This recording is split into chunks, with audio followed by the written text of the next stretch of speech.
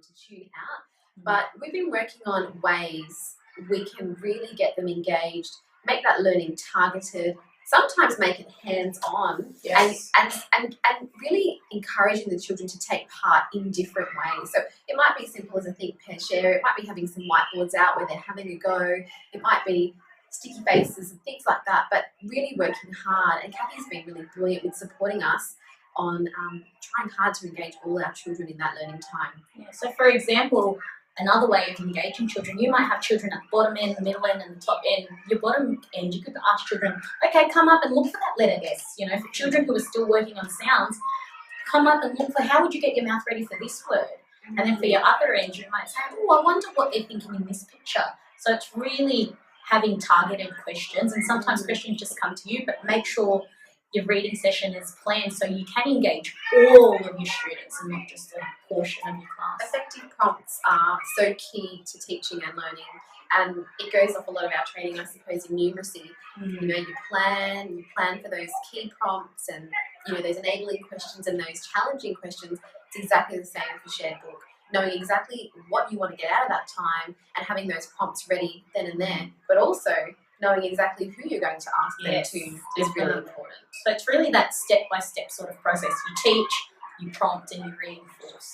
I think the biggest change, like Tash said, we always knew we had to pick great text, but I think now we're not scared of picking text that, you know, this is a level 5, our children are reading a level 5. We're now not scared to change and swap based on children's needs. So, for example, today, I know those kids I had my apples today are reading a level 5, but my focus was fluency and phrasing and really looking at punctuation. So I brought them down to a level 4 just to take that cognitive load off so they could really focus on what I was asking for today, which is fluency, phrasing and punctuation. I've noticed that my teaching has definitely improved by being more aware of actually having learning intentions and success criteria. I just spoke to Collie the other day and just said to him how my learning intentions used to be something that would come up at that point in time and go, oh, quickly, I've got to write a learning intention, I've got to write a success criteria. And by the end of the lesson, it would go and it wouldn't come back. But I've noticed that I'm actually keeping my learning intentions and success criteria up, and I'm referring to it every day, and it's something that's informing my teaching and improving it, and also helping the children. The children are actually becoming aware of it and making reference to it each day, and each day they say, oh, what are we going to learn today? Which one are we going to do? Are we going to learn something new? So my learning and my changing has definitely been in regards to learning intentions and success criteria. I think for me it's also seeing the link between the shared reading and the small group reading. I think having that clear focus in your big book, then, you know, it follows with them going off in their guided reading sessions and doing the same thing, having a practice in their small groups. So I think that direct link has been a big change in my teaching. They're doing one thing and then practicing it themselves. You're not doing too many things at one time. They're using the terminology, the reading strategies, and they're able to put their hand up and say, I'm making a connection, I'm activating prior knowledge, I am self-monitoring, I'm summarising, so they're using more of that language as well.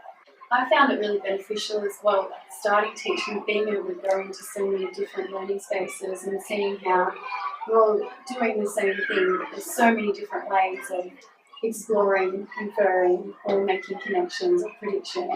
And even in the small groups, I think Kathy said to me once, there's a tricky language structure, just give it to them. And then that way you can focus on whatever the reading strategy is.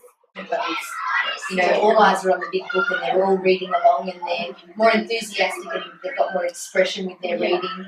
I think their enjoyment's just increased.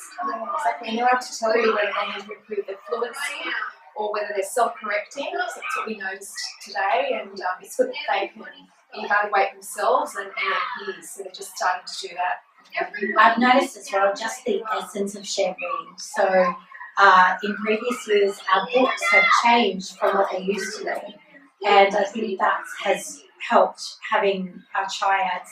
That has now steamed ahead in our books that we actually read during shared reading, or the text that we use. has definitely improved. So I think that's a big bonus as well. I think with that, having the Joy Cowley books, there's quite a number of them where they follow on from each other and the kids pick up on it, like, oh, we know computer, he's from that other big book and Yeah. he's like this. So they're able to make connections between something they've already read and a different